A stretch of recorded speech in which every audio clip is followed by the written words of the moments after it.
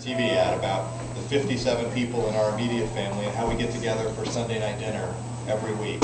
And it's a big part of our life. It's what my kids live for, but it is also a big part of why I'm running for Congress. I've got 30 nieces and nephews, I've got my 3 kids, and I want to be sure they have opportunities to follow their own American dream and do it here in our communities. So many people I see, and have for the years I've been working in upstate New York, you hear the same story. Well, I've got 4 kids, but 3 of them had to move somewhere else because they wanted to follow their dream and they wanted a job, and they're living in Atlanta or in North Carolina because they didn't have the opportunities here in Columbia County or Washington County or Warren County to do the things they wanted to here. And we need to fix that, and we need to do better. And I believe we can, and I think that I've got the skills to work on that. And one of the ways we start on that, I think, is with this Economic Recovery Act that the government passed last week. I think it's scary to think about spending $800 billion, and as a fiscal conservative, as somebody who runs small businesses, that's a really big number. We've never actually had a budget that big at any of my companies. And we don't have printing presses at most of my companies. We have to actually find customers for that money. But that said, the situation is serious enough that I think it's right for the government to take action. And that's the only place we can.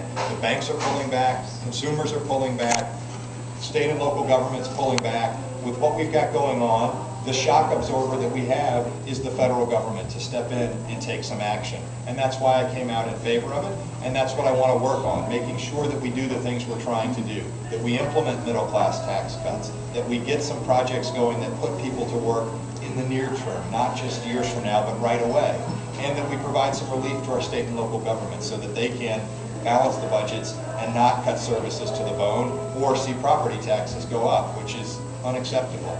So that's what we need to do, and I think that we can work to make sure this money gets spent to do that. It's got the right things in it, and we can attack these problems. And that's why I came out in favor of it. Make a little comparison. Some of you may have heard my opponent hasn't come out in favor of it, but he hasn't come out against it.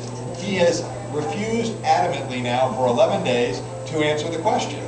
For a couple days he said, well, it's an 1,100-page bill, I haven't had time to read it.